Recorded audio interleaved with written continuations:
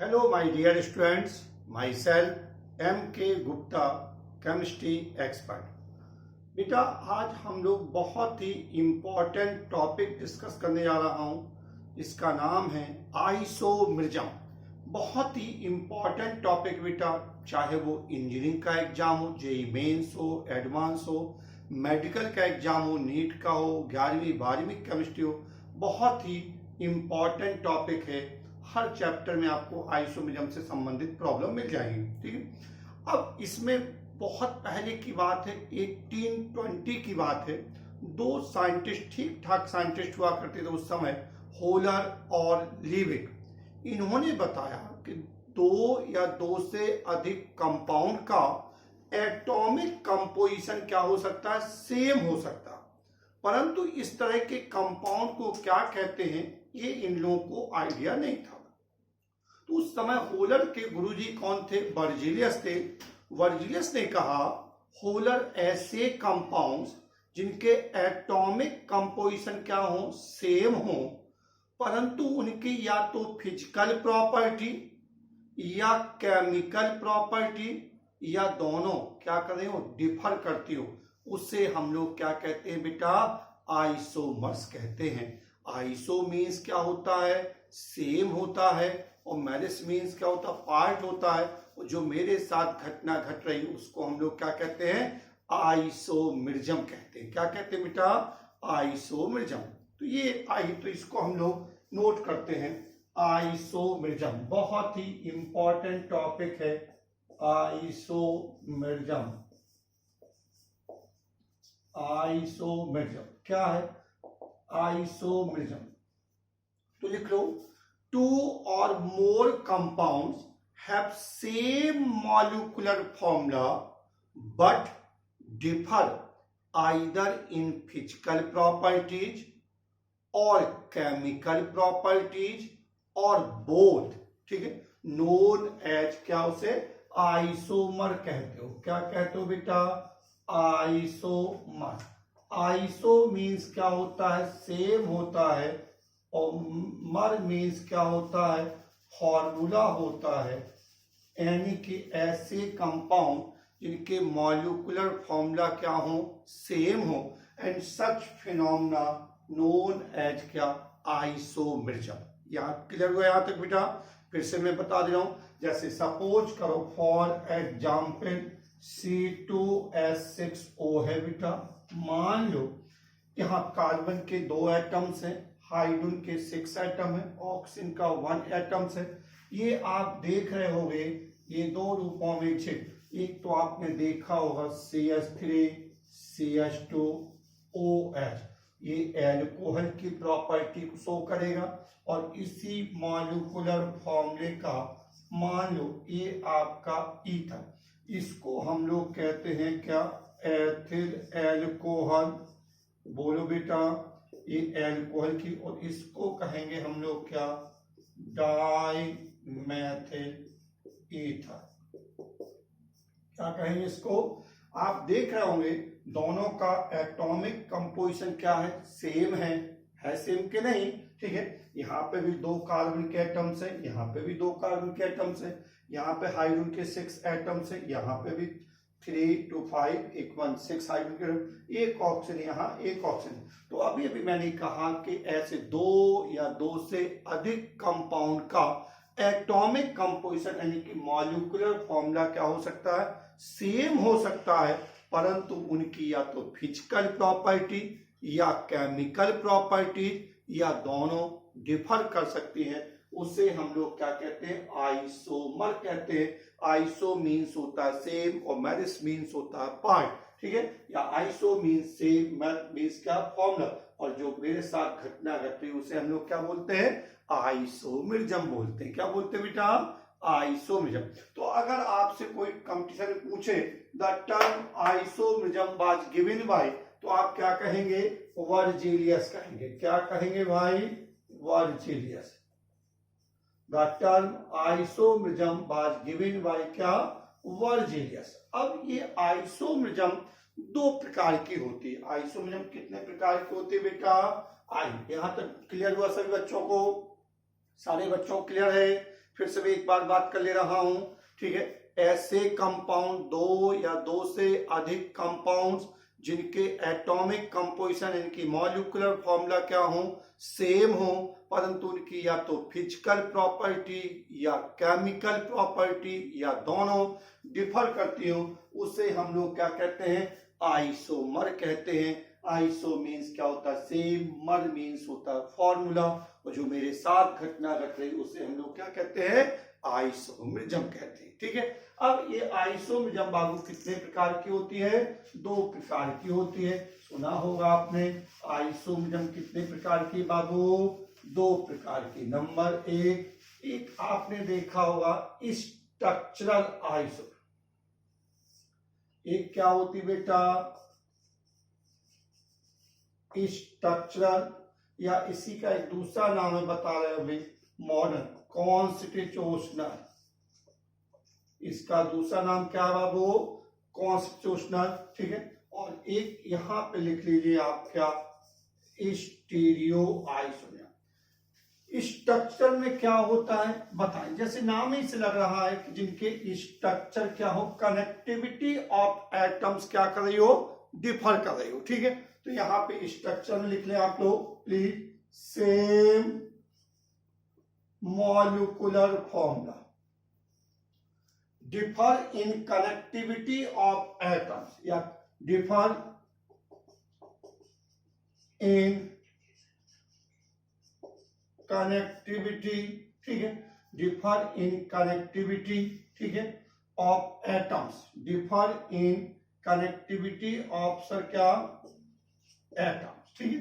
Can you know that is differ in structural formula, differ in sir क्या, structural formula. Note किया बेटा, same molecular formula, differ in sir क्या, connectivity of atom, that is और शब्द है, connectivity of atom, that is sir क्या, differ in structural formula,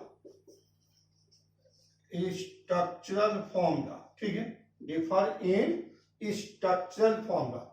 ये बेटा मैनी टाइप्स की होती है। अच्छा यहां पे पहले देख लो, स्टीरियो में क्या है, same molecular formula, same structural formula, same molecular formula, same structural formula, connectivity of groups और atoms in space is different. Connectivity of groups or atoms in space sir क्या, different। ये बाबू दो प्रकार की होती है। चल पहले हम लोग इसको देखते हैं, स्ट्रक्चरल है, same molecular formula, differ in sir क्या, स्ट्रक्चरल फॉर्मूला कहें या कनेक्टिविटी ऑफ एटम्स है। ये कई टाइप की है, जैसे for example Babu chain isomers, for many types के, नोट कर लीजिए, मैनी टाइप्स के, जैसे chain isomers, chain isomers, position isomers, functional isomers, ring chain isomers, metamerism, और ये वेरी वेरी इंपॉर्टेंट बेटा टॉटोमरिज्म, वेरी वेरी इंपॉर्टेंट, ठीक है। अभी मेडिकल में 2 साल पहले इतना इंपॉर्टेंट अच्छा सवाल आया था, ठीक है, कि बहुत ही इंपॉर्टेंट सवाल आया टॉटोमरिज्म। तो स्ट्रक्चर में क्या है, chain isomers, position isomers, functional, ring chain, metamerism, tautomerism, very very important tautomerism. अब लिखें स्टीरियो आइसोमर पे, लिखें स्टीरियो आइसोमरिज्म, स्टीरियो में लिखें बेटा। आपने देखा स्टीरियो की क्या परिभाषा है, स्टीरियो की, इस स्टीरियो का मतलब स्पेस से है, ऐसा नहीं कि कहीं पे स्टीरियो बज रहा हो तुम चिल्लाने लगो स्टीरियो आइसोमर। स्पेशियल अरेंजमेंट क्या होते हैं, स्पेस में डिफरेंट होते हैं। ठीक है। तो स्टीरियो में हमने क्या सीखा था अभी, same molecular formula, same structural formula, but groups और एटम्स की स्पेस में कनेक्टिविटी क्या होती है, डिफरेंट होती है। एक कितने प्रकार की होती है बाबू, दो प्रकार की होती है। एक लिख लें आप लोग कॉन्फिगरेशनल, एक लिख लें आप लोग कॉन्फिगरेशनल, दूसरा क्या है कन्फॉर्मेशनल, दूसरा लिख लें बाबू कन्फॉर्मेशनल। कन है ए, स्ट्रक्चर के टाइप लिख लिया आप लोगों ने। नेक्स्ट कन्फिगरेशनल पुनः दो प्रकार की होती है, एक होती है ज्योमेट्रिकल आइसोमेरिज्म, ज्योमेट्रिकल आइसोमेरिज्म, और एक होती है ऑप्टिकल आइसोमेरिज्म। ठीक है, एक ज्योमेट्रिकल आइसोमेरिज्म और एक होती है ऑप्टिकल आइसोमेरिज्म। कन्फॉर्मेशनल पुनः दो प्रकार की होती है, एक तो होती है रोटेशन अबाउट, सर क्या सिंगल बॉन्ड पढ़ाऊंगा, स्टैगर्ड क्या है, इक्लिप्स क्या है, स्क्यू क्या है, तो यहां पे लिख लो rotation about single bond, rotation about sir क्या सिंगल बॉन्ड। ठीक है, और यहां पे लिख लो एमीन इनवर्जन, एक बेटा एमीन इनवर्जन। ये तो इसका रोड मैप आपको मैं फिर से एक बार रिपीट कर दे रहा हूं। आइसोमेरिज्म कितने प्रकार की होती है बाबू, दो प्रकार की होती है, एक होती है स्ट्रक्चरल और एक होती है स्टीरियो। स्ट्रक्चरल का एक दूसरा नाम है क्या, कॉन्स्टिट्यूशनल। इसकी क्या मीनिंग है, जब किसी ग्रुप्स या किसी एटम्स को एक पोजीशन से उठा करके किसी दूसरी पोजीशन पे शिफ्ट करते हो विद इन द मॉलिक्यूल, ठीक है, उस टर्म को हम लोग क्या कहते हैं, कॉन्स्टिट्यूशनल। ये मॉडर्न टर्म है कॉन्स्टिट्यूशनल। स्ट्रक्चर में आपने देखा सेम मॉलिक्यूलर फॉर्मूला होता है, डिफर इन स्ट्रक्चरल फॉर्मूला या differ in connectivity of atoms. ठीक है, ये मैनी टाइप्स की होती है, जैसे chain, position, functional, ring chain isomers, metamerism, tautomerism, very very important tautomerism. Stereo में क्या देखा था मैंने, मॉलिक्यूलर फॉर्मूला क्या होता है, सेम होता है, स्ट्रक्चरल फॉर्मूला क्या होता है, सेम होता है, ग्रुप्स और एटम्स की स्पेस में कनेक्टिविटी क्या होती है, डिफरेंट होती है। ये बाबू कितने प्रकार की होती है, दो प्रकार की, एक कन्फिगरेशनल, दूसरा क्या है कन्फॉर्मेशनल। कन्फिगरेशनल फर्दर टू टाइप्स की होती है, ज्योमेट्रिकल, ऑप्टिकल। कन्फॉर्मेशनल में रोटेशन अबाउट सिंगल बॉन्ड और दूसरा क्या है एमीन इनवर्जन। ये बेटा पूरा का पूरा topic chain, position, functional, metamerism, ये ज्योमेट्रिकल, ठीक है, कन्फॉर्मेशन, ये सब 11वीं का टॉपिक है। सिर्फ ऑप्टिकल आइसोमेरिज्म आपके हेलो अल्केन्स हेलो एरिन्स में दिया है 12th में, बाकी सब कुछ 11वीं का। अब लिखते हैं आगे, चलिए इसके आगे अब एक बहुत ही इंपॉर्टेंट इसमें टॉपिक है। जैसे आप लोग पूछते हैं सर फला कंपाउंड के कितने आइसोमर्स बनेंगे, तो इसका कोई फॉर्मूला बता दीजिए। आइए मैं आपको एक फॉर्मूला बताता हूं कि किस कंपाउंड के कितने आइसोमर्स बनेंगे, ये देखता हूं। ठीक है, सबसे पहले लिखिए बेटा, एक बहुत ही वेरी वेरी इंपॉर्टेंट टॉपिक है, इसी में DU। DU क्या है बाबू, degree of unsaturation, degree of unsaturation. DU क्या है बाबू, डिग्री ऑफ अनसैचुरेशन। क्या होती है DU बताएं भाई, इसी को DU कहते हो, इसी को DBEB कह सकते हो, डबल बॉन्ड इक्विवेलेंस कह सकते हो, इसी को बाबू क्या कह सकते हो, IHD, index of hydrogen deficiency. ठीक है, बहुत ही इंपॉर्टेंट है। देखते हैं बाबू क्या है, बताएं DU होती क्या है बाबू, बताएं, कुछ आइडिया है आप लोगों को, प्लीज आप लोग बताएं DU को कैसे define. DU means degree of unsaturation. ठीक है, बताएं DU क्या है। तो मैंने कहा बेटा, जैसे सपोज करो भैया, मान लो मैं आपसे देखते हैं, एक मान लो CH3 CH2 CH3, सपोज करो ये प्रोपेन है, दिख रहा बाबू प्रोपेन। 3 कार्बन को प्रोप कहा, सिंगल बॉन्ड एन तो प्रोपेन। ये आपका सैचुरेटेड कंपाउंड है। कौन सा कंपाउंड बेटा? सैचुरेटेड। यदि मैं इसमें से, ठीक है, 1 मोल H2 को हटा दूं, या बाबू हम लोग ऐसे कह दूं, चाहे तो 2 हाइड्रोजन के एटम हटा, एक ही बात है। चाहे मैं H2 हटाऊं, चाहे 1 मोल H2 को उठा लूं, या 2 मोल हाइड्रोजन के एटम्स को निकाल लूं, तो ये दोनों ही सिचुएशन में क्या कहानी बनाएगा? इस तरह से CH3 CH double bond CH2, ठीक है। या हमने कहा इसी चीज को हम ऐसे भी तो लिख सकते हैं, यानी कि न्यूमेरिकली एक डबल बॉन्ड एक रिंग के क्या होता है? इक्वल होता है। इसी को अब हम फिर से एक कहानी और, मान लो इसमें से 1 मोल H2 पुनः निकाल दो, या 2 हाइड्रोजन के एटम, तो एक H यहां से, एक H यहां से, इसका मतलब CH3 C ट्रिपल बॉन्ड ऐसा, ठीक।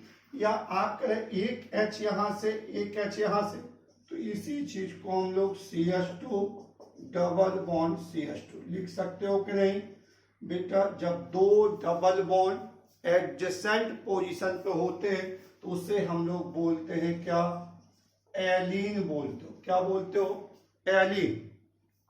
या आप कह सकते यहां से एक H और एक H यहां से, तो इसी हम लोग क्या कह सकते हैं? ऐसा कह सकते हो कि नहीं बाबू? बताएं। इसका मतलब ये आपने ऐसा, ठीक है। यानी कि किसी अनसैचुरेटेड कंपाउंड को सैचुरेटेड कंपाउंड में कन्वर्ट करने के लिए जितने मोल H2 की क्या होती है? आवश्यकता होती है, रिक्वायरमेंट होती है, वही उस कंपाउंड की क्या कहलाती है? DU कहलाती। क्या कहलाती बेटा? DU। तो लिख लो, DU को डिफाइन करिए जल्दी, ठीक है, कि number of moles of H2, number of moles of H2 required, fast लिखे, required that a molecular formula let, ठीक, let to be an alkane, मतलब अल्केन के मॉलिक्यूलर फॉर्मूला से उसमें कितने मोल H2 की क्या है? कमी है, उस कंपाउंड को हम लोग जैसे, तो लिखा आपने DU क्या लिखा? Number of moles of H2 required that a molecular formula lets to be an alkane. वो अल्केन का आप लोगों को पता ही होगा कि अल्केन का जनरल फॉर्मूला क्या होता था बाबू? CnH2n+2 होता था। यानी कि अल्केन के मॉलिक्यूलर फॉर्मूला से उसमें कितने मोल H2 की कमी है, ठीक। अब मैं मान लो यहां से यहां आना चाहता हूं, तो इसमें मैंने 2 मोल H2 निकाले थे, तो 2 मोल H2 डाल दो, तो जहां से चलाता हूं वापस आ जाऊंगा, ठीक है। तो इस कंपाउंड की DU क्या कहलाएगी बाबू? 2 डिग्री। 2 डिग्री का मतलब क्या होता? या तो कंपाउंड में एक ट्रिपल बॉन्ड होगा, या कंपाउंड में 2 डबल बॉन्ड होंगे, यानी कि न्यूमेरिकली एक ट्रिपल बॉन्ड 2 डबल बॉन्ड के क्या होता है? बराबर होता है कि नहीं होता है, ठीक है। या कंपाउंड में एक डबल बॉन्ड एक रिंग होगी, ठीक है। इसके जिन कंपाउंड की DU बेटा, सबसे पहले किसी कंपाउंड की आपको DU निकालना, ठीक है। तो DU जिन कंपाउंड की 2 डिग्री है उसमें या तो एक ट्रिपल बॉन्ड होगा कि नहीं होगा, या 2 डबल बॉन्ड होंगे, या एक डबल बॉन्ड होगा, और एक क्या होगा बाबू? रिंग होगी, या दोनों की दोनों रिंग्स होंगी। मानते हो कि नहीं? ठीक है। हम यहां से यहां आना चाहते हैं, तो इस कंपाउंड की जैसे क्या, ठीक, ऐसे मान लो ऐसे, तो इस कंपाउंड की DU कितनी होगी? 1 डिग्री। और 1 डिग्री का मतलब क्या होता है? या तो एक डबल बॉन्ड होगा, या एक रिंग होगी, या तो आइदर और 1 डबल बॉन्ड होगा, या एक क्या होगी? रिंग होगी कि नहीं होगी। और ये कंपाउंड ऑलरेडी सैचुरेटेड है, तो इस कंपाउंड की डी यू कितनी होगी? 0 डिग्री होगी। और 0 डिग्री का मतलब क्या होता है? कंपाउंड में ना तो डबल बॉन्ड है, ना कंपाउंड में ट्रिपल बॉन्ड है, और ना कंपाउंड में क्या है? रिंग। ठीक है, ये अब आइए मैं इसके लिए आपको मैथमेटिकल फॉर्मूला बता दे रहा हूं। ठीक है, तो अगर आप सबसे पहले बाबू आपको क्या करना है? कंपाउंड की डी यू निकालना है। डी यू कैसे निकालना, उसके लिए हम फॉर्मूला दे रहे हैं। डी यू होती क्या है? किसी अनसैचुरेटेड कंपाउंड को सैचुरेटेड कंपाउंड में कन्वर्ट करने के लिए जितने मोल H2 की क्या होती है? आवश्यकता होती है, वही उस कंपाउंड की डी यू कहलाती है। ठीक है, जैसे फॉर एग्जाम्पल दिस, नोट कर लीजिए, जल्दी जल्दी नोट करिए, सारे बच्चे नोट करें। देखो, जिन कंपाउंड की डी यू 2 डिग्री है, उसमें क्या क्या हो सकता है? या तो एक ट्रिपल बॉन्ड होगा, या 2 डबल बॉन्ड होंगे, या एक डबल बॉन्ड एक रिंग होगी। और जिन कंपाउंड की डी यू 1 डिग्री, उसमें या तो एक डबल बॉन्ड होगा या एक रिंग होगी। जिन कंपाउंड की डी यू 0 डिग्री है, उसमें ना तो डबल बॉन्ड होगा, ना ट्रिपल बॉन्ड होगा, ना रिंग होगी। सिंगल बॉन्ड तो होगा, क्योंकि कार्बन की पूरी पीरियोडिक टेबल में सबसे ज्यादा कैटिनेशन पावर होती है, तो एक कार्बन दूसरे कार्बन से जुड़ता चला जाएगा। और आज की डेट में हजारों नहीं, लाखों नहीं, बल्कि मिलियन कंपाउंड्स कार्बन के क्या है बाबू? नोन है। ठीक है, इसके आगे लिखे नेक्स्ट देखो, अब मान लो कोई हाइड्रोकार्बन है, सपोज करो बाबू, आई मैं एक फॉर्मूला आपको दे रहा हूं मैथमेटिकल। मान लो सपोज करो कोई हाइड्रोकार्बन क्या होते हैं बाबू? Compound containing carbon and hydrogen known as hydrocarbon. मान लो CXHY है, CXHY करके कोई कंपाउंड है, तो इस कंपाउंड की डी यू क्या होगी बाबू? इस कंपाउंड की डी यू क्या होगी? X+1 minus y/2। नोट करने हैं, यदि कोई हाइड्रोकार्बन है तो उस कंपाउंड की डी यू कैसे निकालते हो? X+1, यानी कि कार्बन की संख्या जितनी हो उसमें एक जोड़ दो। ठीक है, और हाइड्रोजन की संख्या जितनी उसको 2 से डिवाइड करके उसमें सब्ट्रैक्ट कर दीजिए। ठीक है, जैसे फॉर एग्जाम्पल मान लो मैं आपसे कह दूं C6H14 है, इस कंपाउंड की डी यू कैसे निकालो बेटा? 6+1 माइनस 14/2, 7 - 7 यानी कि 0, 7 - 7 यानी कि 0। 0 डिग्री का मतलब क्या है? अभी भी मैंने बताया था, इस कंपाउंड में ना तो डबल बॉन्ड होगा, ना ट्रिपल बॉन्ड होगा, ना रिंग होगी, सिर्फ सिंगल बॉन्ड होगा इस कंपाउंड में। ठीक है, अगर मैं आपसे एक हाथ और पूछ लो बेटा, मान लो यदि मैं आपसे कह दूं भैया कि मान लो ऐसा कोई कंपाउंड है, सपोज करो C4H6 है बाबू। यदि कोई कंपाउंड C4H6 है, इस कंपाउंड की डी यू कैसे निकालोगे बाबू? 4+1 माइनस 6/2, 5 माइनस कितना बोलो? 3, 5 - 3 यानी कि 2 डिग्री। और 2 डिग्री का मतलब क्या होता है? या तो इसमें एक ट्रिपल बॉन्ड होगा, या 2 डबल बॉन्ड होंगे, या एक डबल बॉन्ड एक रिंग होगी, या दोनों रिंग होगी। इसके अलावा कुछ नहीं होगा।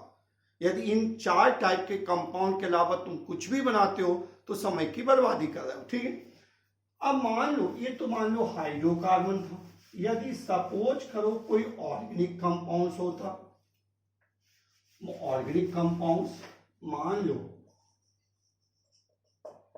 ऑर्गेनिक कंपाउंड्स होता, ठीक है, मान लो CXH/OZ, सपोज करो CXH/OZ है, तो इस कंपाउंड की डी यू कैसे निकालोगे?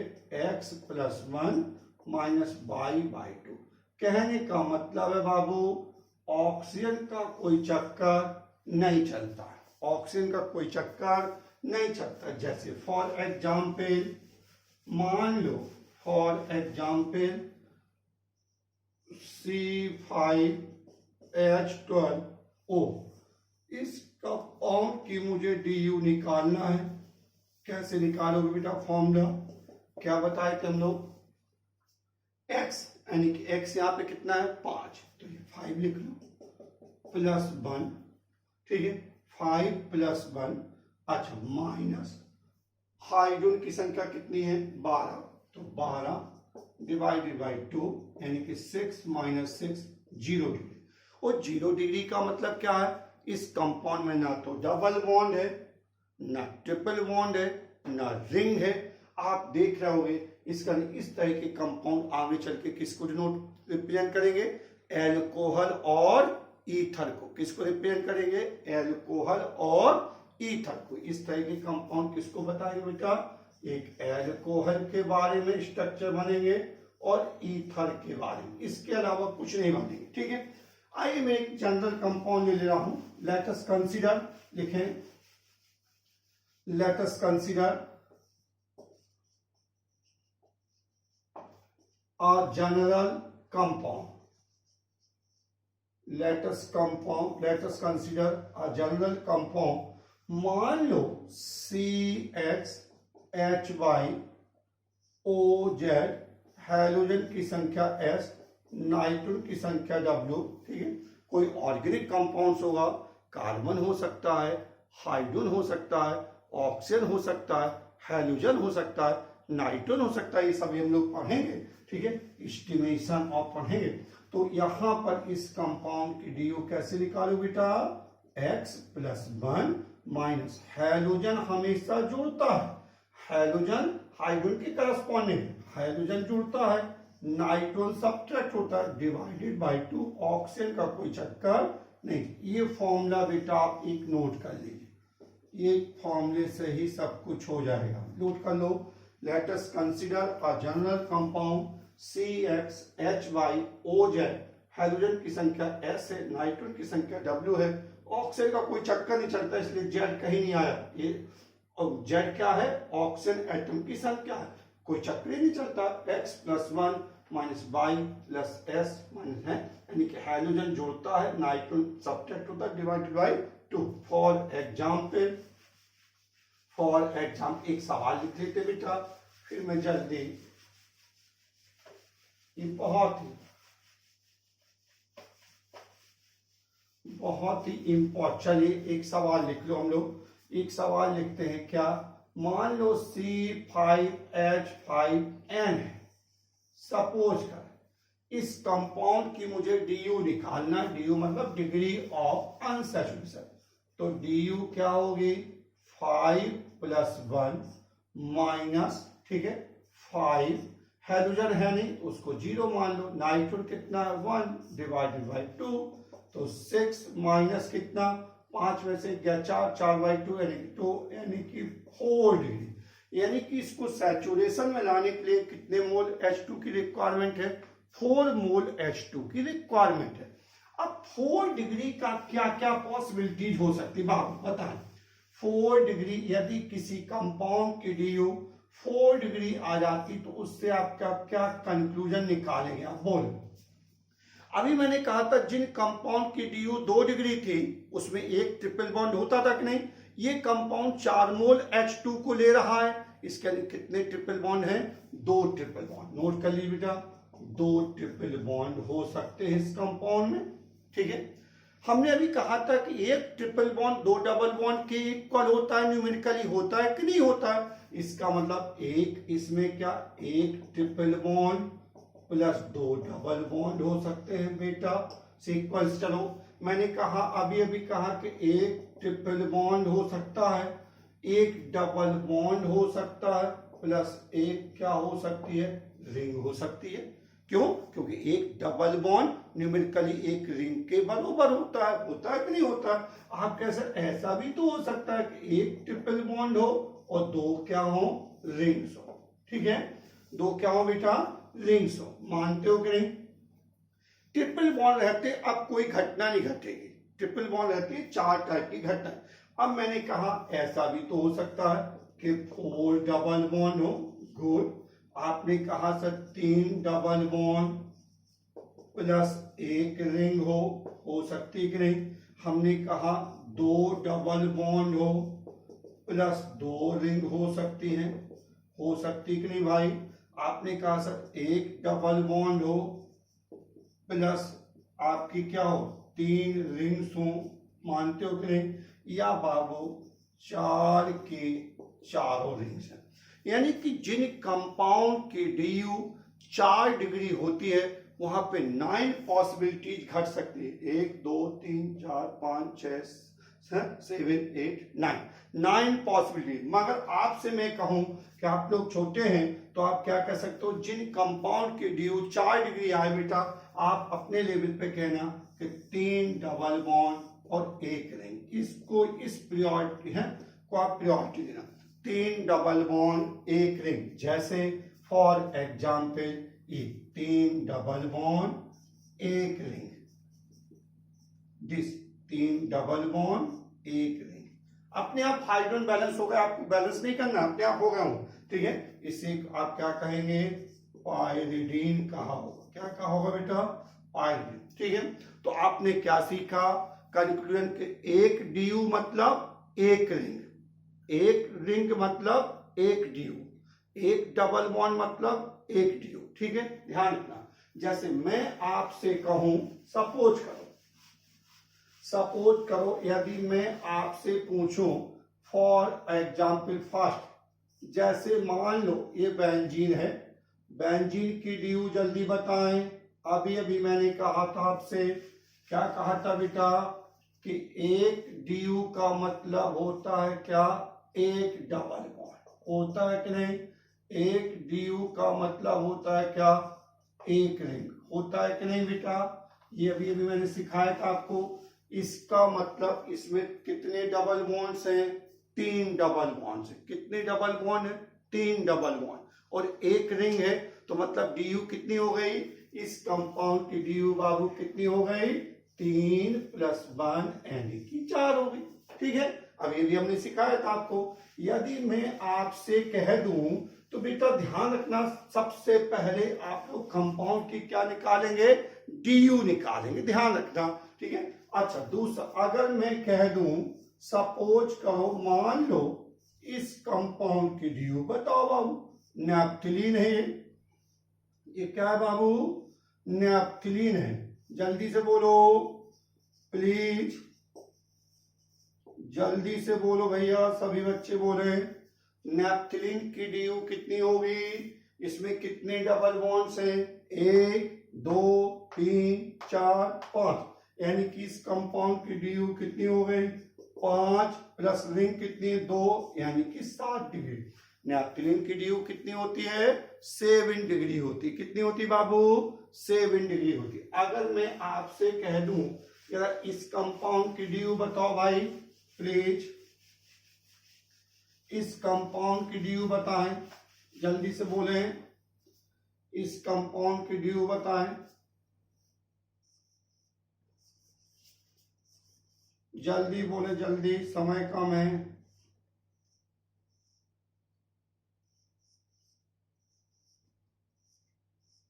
इस कंपाउंड की डी बोले भाई,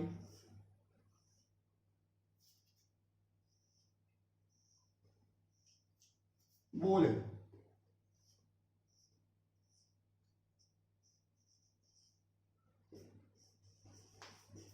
बताएं इस कंपाउंड की डी बोले, सभी बच्चे बोले, फाइंड आउट डी, पता, जल्दी बोले सब लोग। अब देखो आप लोगों को दिख रहा होगा बाबू, ठीक है, कितने डी होगी इसकी, जल्दी बोले। आपको दिख रहे होंगे 3 डबल बॉन्ड इसमें दिख रहे हैं, 3 डबल बॉन्ड इसमें दिख रहे हैं, 6 दिख रहे हैं कि नहीं, 3 + 3 + 3, ठीक है, 9 दिख रहे हैं यहाँ पे, ठीक है, और 4 रिंग दिख रही हैं, ठीक है।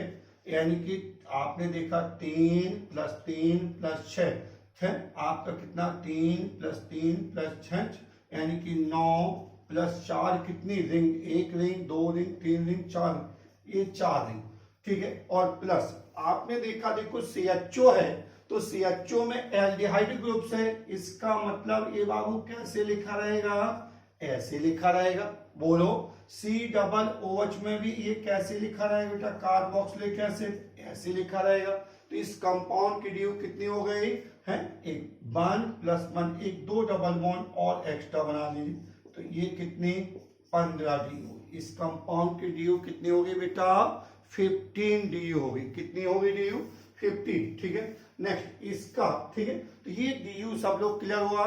ठीक है, हमने कहा किसी अनसैचुरेटेड कंपाउंड को सैचुरेटेड कंपाउंड में कन्वर्ट करने के लिए जितने मोल H2 की रिक्वायरमेंट होती है वही उस कंपाउंड की DU कहलाती है। ठीक है, लिखा बेटा। ठीक है, इस कंपाउंड की DU सबको समझ में आ गई। ध्यान रखना, एल्डिहाइड ग्रुप्स ऐसे लिखा जाएगा तो एक डबल बॉन्ड मतलब एक DU। कार्बोक्सिलिक एसिड ऐसे लिखा जाएगा तो एक डबल बॉन्ड मतलब एक DU। तो डबल बॉन्ड की संख्या 3 + 3 6 + 3 9 10 11 और 4 रिंग, यानी कि इस कंपाउंड की DU कितनी होगी बाबू 15 DU होगी। कितनी हो गई 15 DU हो गई। ठीक है, 15 DU हो गई। ठीक है हो, तो इतना इसके आगे। ठीक है, लिखो आगे। Okay, all the best.